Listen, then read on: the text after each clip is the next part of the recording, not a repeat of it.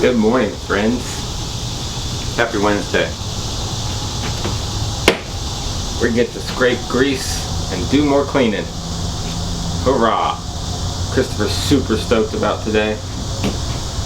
He's bubbling with anticipation. Yes, I revel in moments like these where my expertise in grime removal can come to shine. It's probably been noticed by now that Christopher is a rather fastidious individual, and all this nastiness going everywhere kind of breaks something in his brain a little bit. But hey, it's got to be done. We're gonna hammer it out. It's gonna be gross. It's probably not gonna be interesting. Let's do it.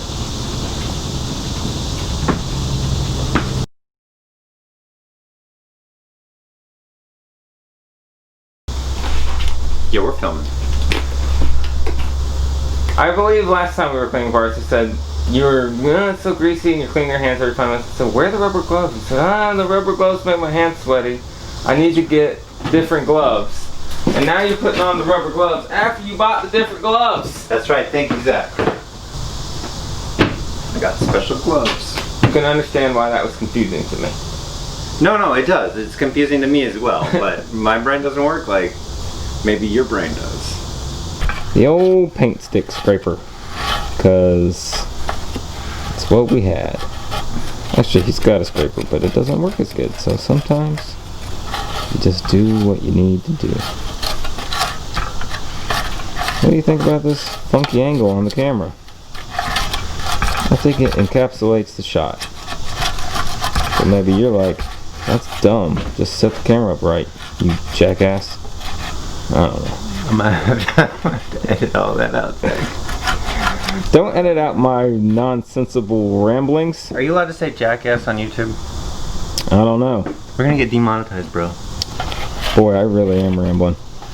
Just sitting here filming a guy scraping a bunch of shit, rambling on about nothing. Well, guess that means I'm done. Dude, you're coming along nicely over here. How did you get that nice? What are you doing? Is this thing rolling? It is rolling. Oh. I got your compliment about my clean side on camera. I'm gonna put that in the video so everybody knows. Okay, Zach. Okay, Christopher. We got a lot of this gunk out. I say it's time to soak it in some proper degreaser. Well, Paint thinner. paint thinner. It's time to soak it in some proper detergents. Let's take a look. Inside a book, it's reading rainbow. Oh, it is like milk. Yeah, no, this is the good stuff. Look at that. Was that an entire gallon? No. Dump some out so that there's room for shakeage. And then give a little shakeage. And then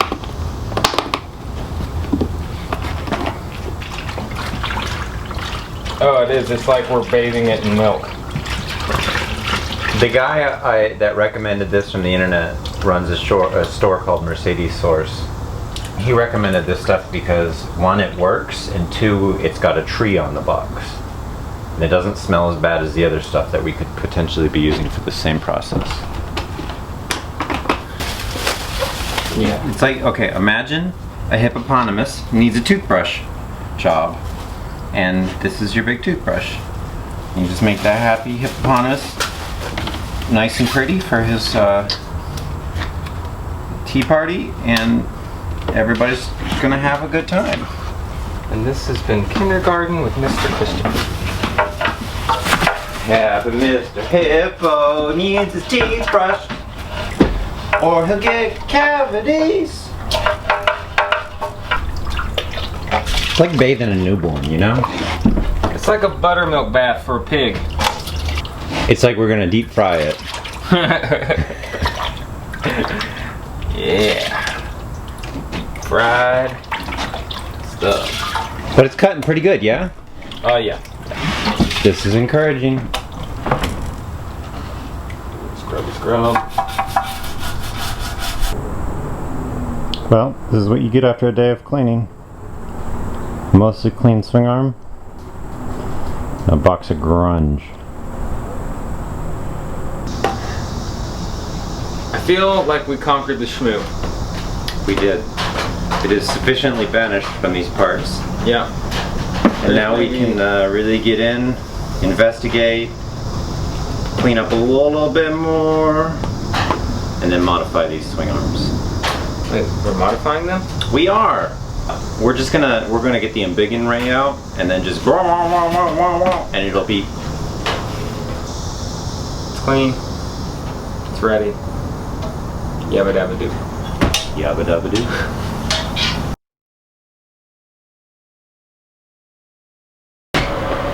Now you're gonna show the camera how well organized everything back there is. That's what I'm about to do. Tell him you just had a panic attack that was averted by my fastidious organization. But hey, the kettle's on. And we're talking to people. Hey people. Okay. We're about midway through the drive shaft upgrade epic. And we're at the point in the process where we need to make holes in these swing arms a little bit bigger to accept the bigger components. Yeah, here we go. Today on this episode of This old van. Yeah, we're cutting some relief in here so that our CVs, new larger CVs, will fit through this hole. So we have to reinforce and then cut away a little material, and then also. A while ago we made these for mounting a rear sway bar.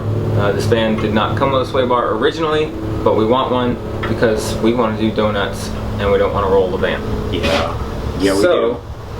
We made these up and we thought about bolting them maybe, but now that we're doing all this, we've got paint stripped off, we're going to go ahead and weld them. Yep. Alright, so it's going to be a much better day now that we're past the bulk of the cleaning. I'm very excited to move on. Yeah, man. Cleaning all the grease was getting old.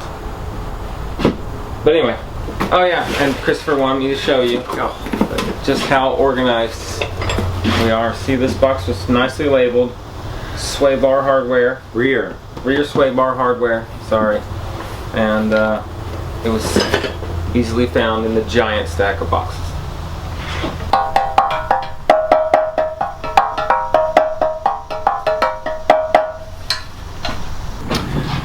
What we have here is a hole that this CV needs to ultimately be able to pass through. Okay, the CV and that flange. And I think the flange is actually wider than the CV itself. Currently does not.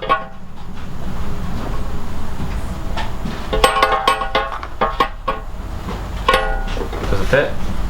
It does, but that doesn't. So what we're actually doing is we're clearancing it for this. Well, the plan was something along this line. Take the cardboard and build up a lip from the one we're going to remove. But when we fixed it and when we fit this for the first time, we found that it's pretty darn close and it really only needs a couple millimeters of clearance. So what we're going to do is we're just going to find that with some abrasives and call it a day.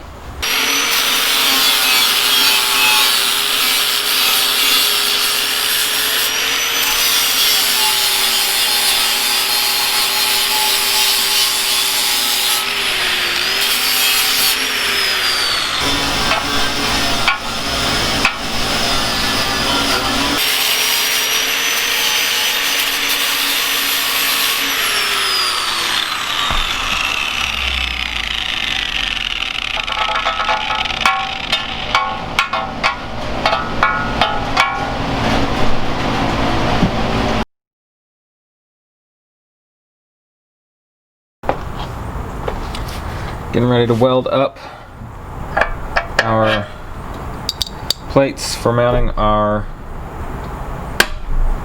sway bar. Wanted to get this hole centered on this hole. And as you can see, my solution was to take this socket, which is almost perfectly the diameter of that hole, and bolt it on there. And that way I know it's dead center, so when I put my nut on the back side, it goes up in there and sits flush to this plate. That's it. Simple, but ingenious.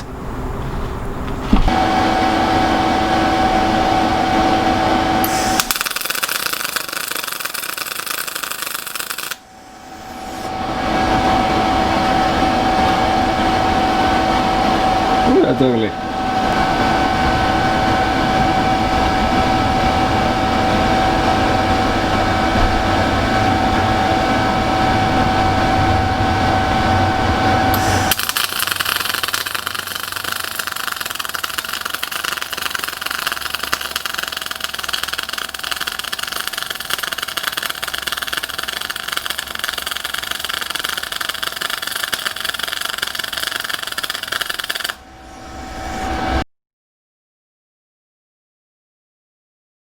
I had to bail for a little bit. I wasn't feeling well.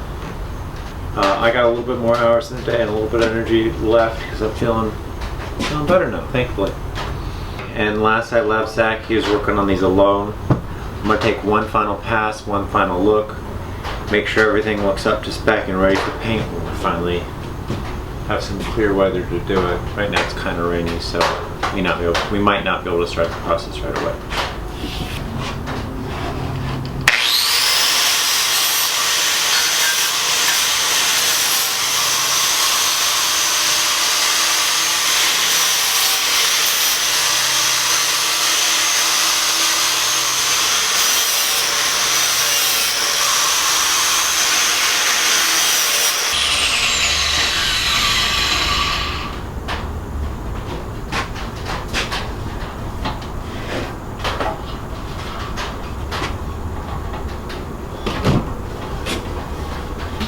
I'm running my fingers over all the stamped edges. If it's sharp to my fingers, the paint won't like it. And we want the paint to like it.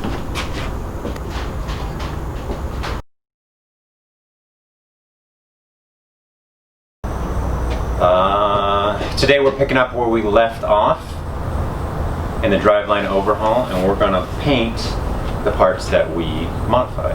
Swing arm, sway bar assembly parts, and a hub for the rear brakes. Let's tell them about that hub. What about the hub? Oh, the hub. This actually needs a slight bit of modification right here because it interferes with the bracket we have for our disc brakes. In fact, Zach, I'm gonna go get that bracket. He's gonna go get the bracket. I was wrong in not letting you unwrap these the other day, Zach.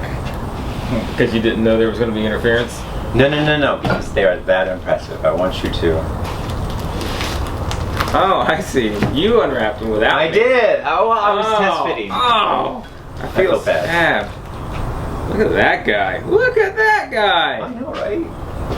But there is some interference, so it's not as good as it could be. Because you can see here. See? Recess. And then tappy tabs. And then a happy union. Oh man. A little bit of interference. It happens to everyone. This bracket and this hub is designed to work together, but the factory casting on this is a little bit oversized, and we're getting clearance issues right here. So we're going to open that up with a belt sander.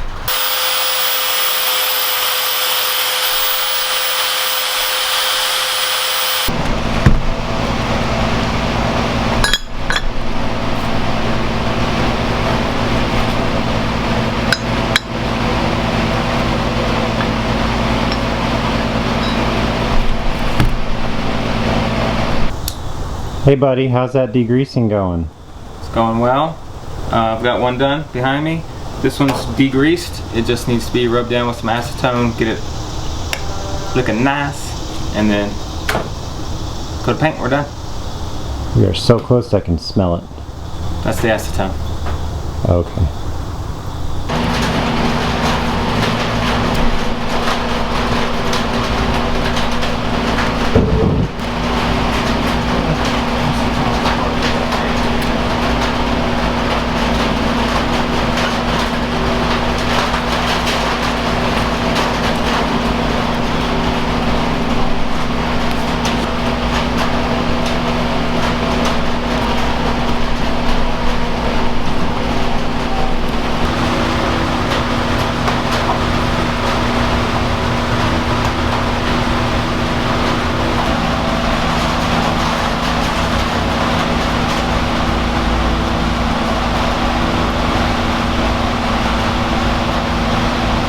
It's gonna keep spinning. Just put a finger on it, it'll be alright. Well, as you can see, we're ready for paint. And unfortunately, FedEx hasn't delivered the paint we needed. So we're still waiting on that. So, you saw us, I started putting some paint on here. But the paint we had is probably like a year old now. And it was curing almost immediately. I would put it on and it would be curing immediately. And so it was going on thick and goopy. And so we stopped with the brackets and decided we needed new paint before we did these. And so we ordered it, and it hasn't come in yet. And so that's where we are. So yeah, kind of ends here. Kind of anticlimactic, isn't it? But you won't see them get painted most likely. Most likely next time you see them, they will be painted. When the paint comes in, we'll probably do it and not film it, and then you'll see them going on the car in the next episode. So until then, Be good, people.